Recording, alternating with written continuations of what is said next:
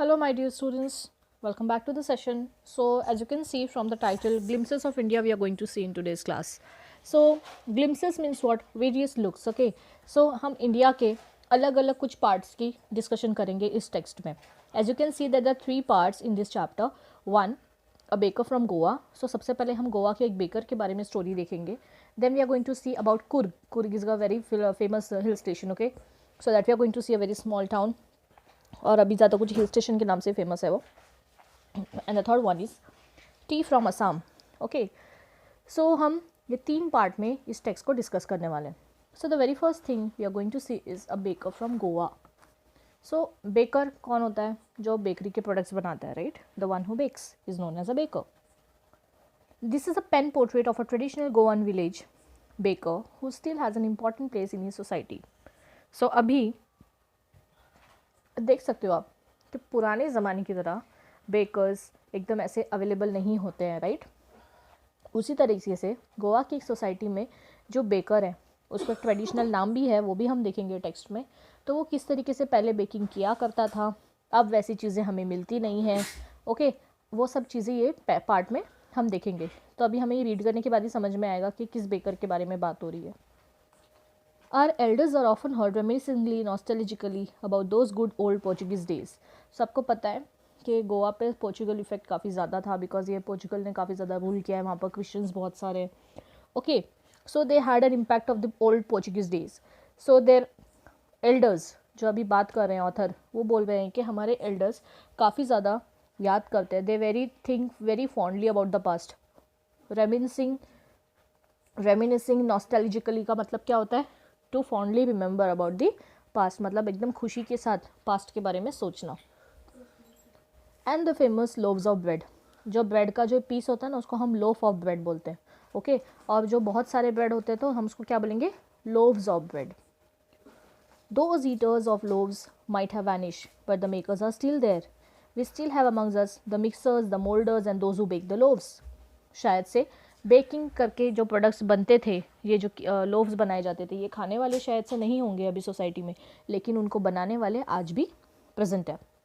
Those age-old time-tested furnaces still exist. The fire in the furnaces has not yet been extinguished.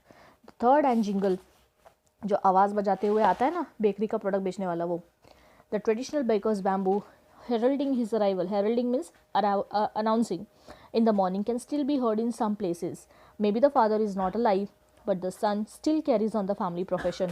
These bakers are even today known as padder in Goa. तो अभी आपको पता होगा कि जो cities होती हैं वहाँ पर कोई भी चीज़ बेचने के लिए कोई ना कोई एक अनाउंसमेंट करता है अपने अपने तरीके से. कोई घंटियाँ बजाता है, कोई चिल्लाता है. ओके, जैसे आपने देखा होगा मुंबई में, साउथ इंडिया में इडली जब बेचने के लिए आते हैं तो ऐसे इडली बड़े से पतीले में लेकर आते हैं वो लोग, और ऐसे हाथ में कुछ पंप जैसा होता है वो बजाते हैं. Okay, so like there are different ways. और सिमिलरली यहाँ पर गोवा में जो बेकरी प्रोडक्ट सेल करने का तरीका था वो था बैम्बू को बजाना. ओके, तो बैम्बू के ऊपर जो साउंड लगा हुआ होता था वो उससे बजाते हुए आते थे ये बेकर्स, और ये अपना अनाउंसमेंट करते थे कि they are there to sell their product. और ऑथर ऐसे बोलते हैं कि शायद से उनके फादर अलाइव नहीं होंगे, लेकिन उनके बच्चों ने भी उनका प्रोफेशन आगे बढ़ाया है, और ये बेकर्स आज भी गोवा में प्रेजेंट है, और उनको हम क्या बोलते हैं? पैडर. Understood? During our childhood in Goa, the baker used to be our friend, companion and guide. He used to come at least twice a day.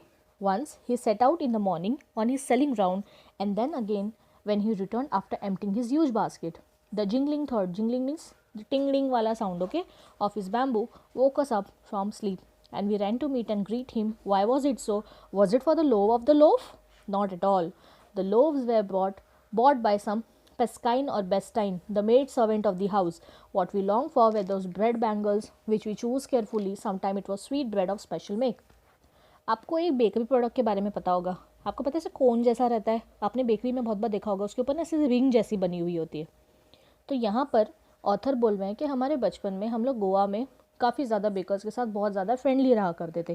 क्या वो उनके ब्रेड के लोफ खाने के लिए हम लोग करते थे? नहीं, वो एक्चुअली हम करते थे ब्रेड बैंगल्स खाने के लिए, बिकॉज वो ब्रेड बैंगल्स बहुत ही स्वीट और बहुत ही टेस्टी हुआ करती थी. और यहाँ पर पेस्काइन और बेस्टाइन का मीनिंग क्या दिया है? जो मेड सर्वेंट होते हैं घर के, या फिर जो घर के बड़े लोग हैं, उन लोगों के लिए लोव्स ऑफ ब्रेड का नाम दिया गया है, ठीक है. Means the elder people they use to eat those loaves of bread and we children love to eat those what the bread bangles, and the baker used to meet us twice in a day. When first in the morning when he used to go around for selling his product, and while returning home in the evening with this huge basket. Okay, so you can just imagine that how friendly these children were with the bakers in Goa. Okay, समझ में आया कि वो लोग कितना friendly रहते हैं और वो कितना मिस कर रहे हैं कि जो पैडर्स हुआ करते थे गोवा में वो कितने अच्छे थे. The baker made his musical entry on the scene with the jang jang sound of his specially made bamboo staff. So मैंने जैसे आपको बताया कि बेकर आने के लिए जब बेकर अपने प्रोडक्ट्स लेकर आते थे सेल करने के लिए, so what he used to do, he used to make the sound. He used to beat those bamboo sticks, okay, and what kind of sound was produced? Jang jang, okay. One hand supported the basket on his head and the other banged the bamboo on the ground. He would greet the lady of the house with good morning and then place his basket on the vertical bamboo. आपको पता है ऐसे मतलब bamboo का ऐसे stand जैसा होता है और सर पे टोकरा लेके घूमते हैं वो लोग. तो एक हाथ से अपने सर का बैलेंस करते थे वो लोग सामान का और दूसरे हाथ से बैम्बू को ज़मीन पे पटकते थे और जो भी लेडी घर में होती थी उसे गुड मॉर्निंग या गुड इवनिंग ऐसे ग्रीट करके वो बैम्बू के स्टैंड के ऊपर वो लोग अपना सामान प्लेस करते थे. We kids would be pushed aside with a mild rebuke and the loaves would be delivered to the servant. Okay, मतलब जैसे ही वो लोग जाते सब ये धक्का बुक्की करते एक दूसरे के साथ बच्चे, और जो बड़े लोग होते वो उनको ऐसे हटा के साइड में थोड़ा सा डिसअप्रूवल करते, डरा के उनको साइड में करते, और जो सर्वेंट्स हैं उनके हाथ में उनको ब्रेड हैंड ओवर कर देते थे. But we would not give up. We would climb a bench on the parapet and peep into the basket somehow. आपने कभी देखा होगा है ना, कोई चीज़ कोई बेचने के लिए आता है तो बच्चे क्या करते हैं, पेरेंट्स भगाते हैं उन्हें, आजू बाजू वाले लोग भगाते हैं, आंटी वगैरह भगाती है, तो भी बच्चे क्या करते हैं, सीढ़ी पे चढ़ते हैं, इधर उधर चढ़ते हैं, लटक कर ऊपर से देखते हैं कि अंदर क्या क्या सामान रखा हुआ है. पैरापेट का मीनिंग क्या होता है, वैसी हाइट पर चढ़ के देखना. Okay, so the same thing is being done by the author and his other friends. Okay, so they also use to climb up the parapet and peep in to the basket. Somehow I can still recall the typical fragrance of those loaves for the elders and the bangles for the children. तो यहाँ पर मैंने आपको जो बताया कि वो जो ब्रेड बैंगल्स की वो बात कर रहे हैं, तो यहाँ पर ऑथर क्या बोलते हैं कि जो बड़े ब्रेड के लोव्स हैं वो एल्डर्स के लिए है और जो छोटे वाले हैं जो हमारी बैंगल्स हैं वो चिल्ड्रन के लिए. तो बैंगल्स यहाँ पर पहनने वाली बैंगल्स हैं, खाने वाली, ऑब्वियसली खाने वाली. Okay, then we did not even care to brush our teeth और wash our mouths properly. And why should we? Who would take the trouble of plucking the mango leaf for the toothbrush? Means अब देखो यहाँ पर इनकी बचपनों की height देखो बच्चों की. अभी ये लोग बोलते हैं कि हम लोग तो अपना ब्रश भी नहीं करते थे, ध्यान भी नहीं देते थे. वो लोग ये सोचते थे कि ब्रश करने के लिए मैंगो लीफ क्यों तोड़े. मतलब आप ये सोच सकते हैं कि बच्चे पत्ते लेकर अपने दांत घसते थे. मतलब they did not even care to brush their teeth with a toothbrush. मतलब ऐसे बच्चे मस्ती करते हैं ना, झाड़ का पत्ता ले लिया, तोड़ दिया, उसे ऐसे बना दिया कुछ ब्रश टाइप में और अब करके ऐसे. So like they used to think why to pluck the mango leaf for the toothbrush and why was it necessary at all. इतना ज़रूरी क्यों है. The tiger never brushed his teeth. Tiger ने कभी टीथ ब्रश किया है क्या खुद के? वो लोग ऐसे सोचो टाइगर से कंपेयर कर रहे हैं, कभी टाइगर अपने दांत घसता है क्या? Never. And they think that hot tea could wash and clean up everything so nicely after all. And see how these children are actually. What they are thinking कि गरम गरम चाय से तो पूरे दांत एकदम अच्छे से क्लीन हो जाएंगे. So you can just imagine how funny these kids were, how funny this author is. Okay, so what he is thinking, अभी ये नहीं सोचना आप सुबह सुबह उठ के चाय पियोगे तो दांत साफ हो जाएंगे. Okay, brush your teeth every day. Okay, just a second, let me just see what is it. Marriage gifts are meaningless without the sweet bread known as the bowl, just as a party or a feast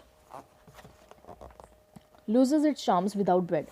Not enough can be said to show how important a baker can be for village.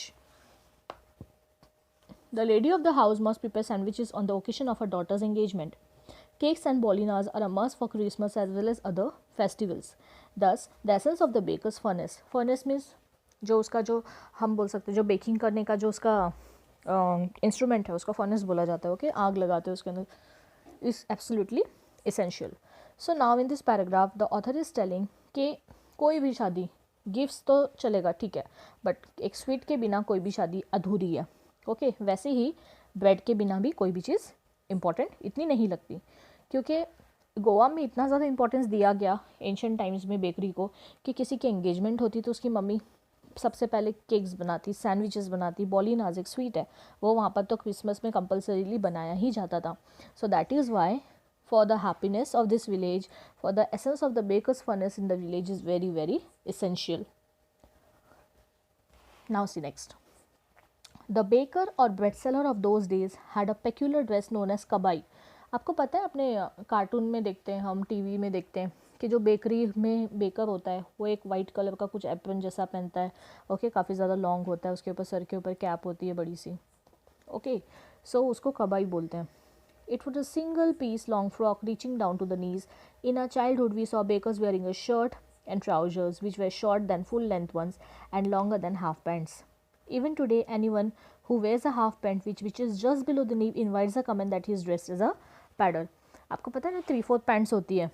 Okay, तो 3/4 pant से थोड़ी सी बड़ी pant और नी के ऊपर, okay sorry, हमारी जो ankle होती है, एंकल के ऊपर, उसके ऊपर जो भी कपड़े पहनता है तो ऐसा बोला जाता है कि उसने पैडर की जैसी ड्रेसिंग की है। तो ऑथर से इसके बचपन में हम लोगों के जो टाइम के पैडर्स थे वो लोग तो ऐसे लूज शर्ट पहनते थे, ट्राउज़र पहनते थे जो कि नी के थोड़ा सा नीचे होती थी और एंकल के थोड़ा सा ऊपर। And whenever we use to see any one wearing such type of clothes we use to comment that he is dressed as a padder. Okay, the baker usually collected his bills at the end of the month. Monthly accounts used to be recorded at some wall in pencil. Baking was indeed a profitable profession in the old days. और ये baker जो होता था ये पूरे month का bill एक साथ से कलेक्ट करता था। पूरा जो टोटल होता था दीवार पे वो कहीं लिख दिया करता था, या फिर ऐसा बोला जा रहा है कि ऑथर के जो घर के मेंबर्स हैं वो उसका बिल जो होता था कितना टोटल हो रहा है वो दीवार पे कहीं पर लिख देते थे। Okay, and the author believes कि बेकिंग का जो प्रोफेशन है वो काफ़ी ज़्यादा प्रॉफिटेबल था एंशिएंट टाइम में। The baker and his family never starved, मतलब वो लोग ने कभी भी ऐसे भूखे हुए दिन नहीं निकाले। They always used to have a good amount of profit. He, his family and his servants always look happy and prosperous. There, just a second, यहाँ पर साइड में बुक इतना, it's lump I think so. The lump physic was an open testimony to this. Even day, any person with a jackfruit-like physical appearance is easily compared to a baker. मतलब यहाँ बोला ऐसा गया है कि bakery एक इतना प्रॉफिटेबल प्रोफेशन माना गया है that any one who looks like jack fruit, मतलब आप जैक फ्रूट को कंपेयर कर सकते हैं कि मोटा सा फुला हुआ इंसान एकदम फनस जैसा। ओके, उसको ऐसा कंपेयर किया जाता है कि वो ऑब्वियसली बेकर ही होगा, बिकॉज काफ़ी ज़्यादा प्रॉफिटेबल वो लोग होते हैं। उनके जो हम बोल सकते हैं उनके जो सर्वेंट्स हैं उनकी फैमिली सभी लोग काफ़ी ज़्यादा प्रॉफिटेबल प्रोफेशन में हैं।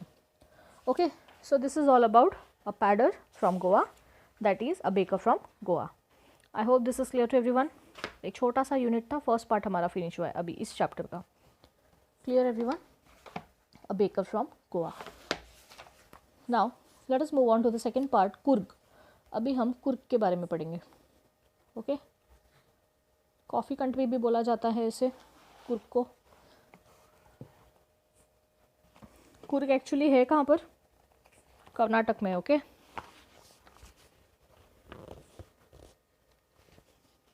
चलो 2 मिनट दे रही हूँ, पहले आप रीड कर लो पहले का पार्ट, फिर हम कुर्ग स्टार्ट करेंगे।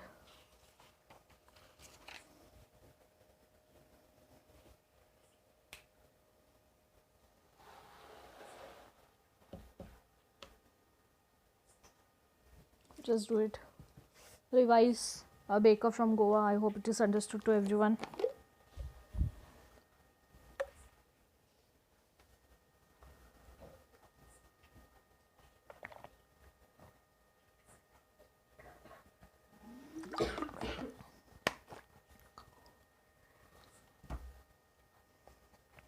Okay, so let us begin with the second part, Kurg. Okay, छोटा सा ये भी बहुत ही यूनिट, काफ़ी छोटा है। उसके बाद में हम टाइम अगर बचता है तो टी फ्रॉम आसाम भी देख लेंगे, बिकॉज ये सारी चीज़ें तो एक्चुअली हमें पता है, बस हमें रीड करनी है। और रीड नहीं, मैं आपको इसको एक्सप्लेन भी कर दूँगी, ठीक है, अच्छे से। I will not do injustice with you all people, I will explain you well. Okay, so let us begin with the second part, Kurg. Kurg is a coffee country famous for its rain forest and spices. तो Coorg actually उसके जो rain forest है, evergreen forest जिसे बोला जाता है, जहाँ पर हमेशा बारिश होती है, डेंस फॉरेस्ट होते हैं, ओके। सो कुर्ग उसके लिए फेमस है। और कुर्ग अपने स्पाइसेस के लिए भी फेमस है, यहाँ पर मसाले काफ़ी ज़्यादा मिलते हैं और कॉफ़ी भी ज़्यादा मिलती है। Midway between Mysore and the coastal town of Mangalore sits a piece of heaven that must have drifted from the king of God. Drifted from भी मतलब ऐसे बोलते हैं ना, हवा से उड़ता हुआ आके बस गया हो, जो उसे बोलते हैं drifted from the kingdom. Okay, तो ऐसा बोला जाता है कि गॉड के हेवन से एक उड़ के आया हुआ एक पीस ऑफ लैंड है। This land of rolling hills is inhabited by a proud race of martial men, beautiful women and wild creatures. Okay, so here people are very skilled, मार्शली काफ़ी ज़्यादा फिट है, एकदम ऐसे वॉर लाइक स्ट्रक्चर में वो fight कर सकते हैं। विमेन काफ़ी ज़्यादा ब्यूटीफुल है और वहाँ पर वाइल्ड क्रीचर्स भी बहुत ज़्यादा मिलते हैं, मीन्स वाइल्ड एनिमल्स। कुर्ग और कोडागू, ओके, कुर्ग का अलग नाम क्या है, Kodagu. The smallest district of Karnataka is home to evergreen rain forest, spices and coffee plantation. Evergreen rainforests cover 30% of this district. During the monsoons, it pours enough to keep many visitors away. The season of joy commences from September and continues till March. The weather is perfect with some showers thrown in for good measure. The air breaths of invigorating coffee. Invigorating का मतलब क्या है, काफ़ी ज़्यादा ऐसे हम लोग बोलते हैं ना, ताजगी भरी, विथ वेरी लाइक, अभी इसको हम इंग्लिश में क्या बोल सकते हैं, विथ वेरी वी कैन से, एकदम से ऐसे, अभी मुझे वर्ड नहीं इसका मिल रहा है, हम ऐसे बोल सकते हैं वेरी एंथुजियास्टिक और with very like we can say very strong, okay, like that. Okay, so यहाँ पर बोला गया है दैट कुर्ग एक छोटा सा डिस्ट्रिक्ट है in the Karnataka, okay, and it is home to what, it is home to evergreen rain forest. और यहाँ पर स्पाइसेस, कॉफ़ी प्लांटेशन काफ़ी ज़्यादा फेमस है, ठीक है। अब यहाँ पर मानसून के टाइम पे, मीन्स बारिश के सीज़न में इतनी बारिश होती है कि एक्चुअल में यहाँ पर विजिटर्स का आना बंद हो जाता है। और जो सही टाइम है कुर्ग को विज़िट करने का, वहाँ के वेदर को एंजॉय करने का, वो है फ्रॉम सितंबर टू मार्च, okay. Every year you can visit this place. और यहाँ पर आप जब जाओगे तो आपको इसकी हवाओं में ही कॉफ़ी की इतनी स्ट्रॉन्ग स्मेल मिलेगी कि मतलब like you feel very happy. Even in the breath of the air you will feel the invigorating coffee. Coffee estates and colonial bungalows stand tucked under tree canopies in prime corners. Okay, so coffee estates मतलब जहाँ जहाँ coffee उगाई जा रही है वहाँ पर आप देख सकते हो कि काफ़ी ज़्यादा बड़े बड़े बंगलोज़ हैं, best bungalows you can see. और वहाँ पर आपको बंगलोज़ के साथ साथ झाड़ों की कैनोपी देखने को मिलेगी, मतलब huge tree standing like a roof like structure, okay. So the fiercely independent people of Coorg are possibly of Greek and और अरेबिक डिसेंट। ऐसा माना जाता है कि कुर्ग के जो लोग हैं उन लोगों का जो पास्ट, अगर हम एंसेस्ट्रल पास्ट अगर हम देखें तो वो लोग किसके डिसेंट हो सकते हैं, या तो वो लोग ग्रीक के होंगे, बिकॉज आपको पता है साउथ इंडिया में रोमन एम्पायर के साथ में काफ़ी ज़्यादा हमारा ट्रेड हुआ करता था और स्पाइसेस भी काफ़ी ज़्यादा ट्रेडिंग के लिए यूज़ किए जाते थे। So maybe it is said that these people here are the descent of Greek और some Arabian people, because they are very fierce, independent, काफ़ी ज़्यादा इंडिपेंडेंट और स्ट्रॉन्ग है। As one story goes, a part of Alexander's army moved south along the coast and settled here when return became impractical. These people married amongst the locals and their culture is apparent in the martial traditions, marriage and religious rites which are distinct from the Hindu mainstream. The theory of Arab origin draws support from the long black coat with an embroidered waist belt worn by the Kodavus known as kufiya. It resembles the kufiya worn by the Arabs and the Kurds. अब ऐसा क्यों बोला गया कि इन लोगों का जो origin है वो ग्रीक से हो सकता है या फिर अरब से हो सकता है, बिकॉज अलेक्जेंडर की आर्मी जब साउथ में कोस्टल लाइन के आसपास जब आई इंडिया में अटैक करने के लिए, तब वो लोग वहाँ पर कुछ दिनों के लिए सेटल हो गए। और ऐसा बोला जाता है कि जहाँ वो लोग जब रिटर्न जा रहे थे तब उनमें से कुछ लोग यहीं पर सेटल हो गए और उन लोगों ने लोकल मेंबर से ही शादी कर ली। इसके लिए उनका जो मैरिज का कल्चर है या फिर जो उनका लोकल कल्चर है ना, वो ग्रीक के लोगों की तरह रिजेंबल करता है, क्योंकि जो हिंदू मेन स्ट्रीम है, जो हिंदू मेन रिलीजन है, उनसे उन लोगों का ये कल्चर, उनका ट्रेडिशन पूरी तरह से अलग है। अब जो दूसरी बात बोली गई कि अरब ओरिजिन क्यों कहा गया है, क्योंकि यहाँ पर के जो लोग हैं, आप ये फोटो में देख सकते हो, this man is wearing a long black coat, okay, and he is having a embroidered waist belt, है ना, उसके देखो कमर पे एक वेस्ट बेल्ट बना हुआ है, okay. Worn by the Kodavus. Okay, तो कुर्ग के जो लोग हैं उनको कोडावूज बोला जाता है। तो ये ड्रेस जो है एक्चुअली ये किसको रिजेंबल करता है? कोफिया को। कोफिया एक अरब ड्रेस है, ठीक है। तो यहाँ के जो कुर्ग लोग जो पहनते हैं, कोडावूज जो पहनते हैं, वो ड्रेस अरब के ड्रेस से रिजेंबल करता है। इसीलिए बोले जाते हैं जब कुर्द आए थे इंडिया में तब शायद से इनका भी कुछ यहाँ पर ट्रेडिशन रह गया, कल्चर वहाँ के लोग अभी भी फॉलो करते हैं। That is why it is said the people of Coorg follow the decency of what? Greek और अरेबिक पीपल। ठीक है, समझ में आया? Coorgi homes have a tradition of hospitality and they are more than willing to recount numerous scales of valour related to the sons and fathers. अब यहाँ पर अगर आप कभी जाओगे कुर्ग के घर पे, ओके, कुर्गी होम्स, एक्चुअली इन लोगों के यहाँ बहुत अच्छे ट्रेडिशंस है। वो लोग मेहमान नवाजी काफ़ी अच्छे करते हैं और वो लोग आपको कहानियाँ सुनाएंगे वेलोर के, काफ़ी ज़्यादा एकदम ऐसे ग्रेट, जो उनके सन, उनके फादर्स, उनके जो एंसेस्ट्रल लोग थे, उन लोगों ने जिस तरीके से वॉर में सब फाइट्स जीती, क्या क्या उनकी हिस्टोरिकल इंपॉर्टेंस है, वो सब आपको बताएंगे। The Coorg regiment is one of the most decorated in the Indian army. Regiment का मीनिंग आप सबको पता है, रेजिमेंट क्या होता है? A troop, okay, troop of soldier, small, okay. So Coorg का जो रेजिमेंट है इंडियन आर्मी में, ये भी काफ़ी ज़्यादा बहुत अच्छा है, बहुत डिसेंट है, okay, we can say very standard, very decorated. And the first chief of the Indian army general Cariappa was a Coorgi. Even now, Kodavus are the only people in India permitted to carry firearms without a license. So you can just see through this para that Indian army में Coorg regiment की काफ़ी ज़्यादा importance है। और जो first chief बने Indian army के वो भी कौन थे? एक कुर्ग थे, and his name was general Cariappa, okay. और आज भी कोडावूस को परमिशन है इंडिया में, वो ही सिर्फ ऐसे लोग हैं जिनको without any license firearm carry करने की परमिशन है, मतलब gun and all they can carry without any license, okay, समझ में आया? बिकॉज इनका एक्चुअली हिस्टोरिकल पर्सपेक्टिव भी है, इसके लिए लोग ऐसे मानते हैं कि इंडिया थोड़ी छूट दे देते हैं। अब उनको हमें डिटेल में देखना पड़ेगा कि इसकी क्या है actually conditions, we do not know that. The river Kaveri obtains it water from the hills and the forest of Coorg, okay. So river Kaveri को कहाँ से पानी कहाँ से मिलता है? कुर्ग के हिल्स और फॉरेस्ट से। Mahseer, a large fresh water fish abound in this waters. Abound means काफ़ी ज़्यादा, in a good quantity, okay. So mahseer is a large freshwater fish. It is very found in abundance over here. Kingfishers dive for the catch, while squirrels and langurs drop partially eaten fruit for the mischief of enjoying the splash and the ripple effect in clear water. Ripple effect आपको पता है? ऐसे आप पत्थर मारोगे तो पानी ऐसे उछलता है, पत्थर उछलता है, उसको रिपलिंग इफेक्ट बोलते हैं, ठीक है। सो यहाँ पर देखो इधर के नेचर ब्यूटी के बारे में बताया गया है कि कावेरी रिवर को पानी कुर्ग के हिल्स से मिलती है। यहाँ पर जो लार्ज फ्रेश वाटर लेक में फ़िश मिलती है वो है महासीर, काफ़ी ज़्यादा क्वांटिटी में। Kingfisher is a bird, ये लोग पानी में डाइव करते हैं ताकि वो फिशेस को पकड़ सके। स्क्विरल्स और लंगूर जो है झाड़ पे बैठ के आधे आधे फ्रूट खाते हैं और वो पानी में फेंक देते हैं ताकि वो लोग मज़े ले सकें और रिपलिंग इफेक्ट ऑब्जर्व कर सकें। Elephants enjoy being bathed and scrubbed in the river by the mahouts. Okay, so who is mahout? Okay, so mahouts are the people who take care of the elephants. Okay, so यहाँ पर elephants भी काफ़ी ज़्यादा enjoy करते हैं, उन्हें भी बहुत पसंद आता है पानी में खेलना, पानी में नहाना, ओके।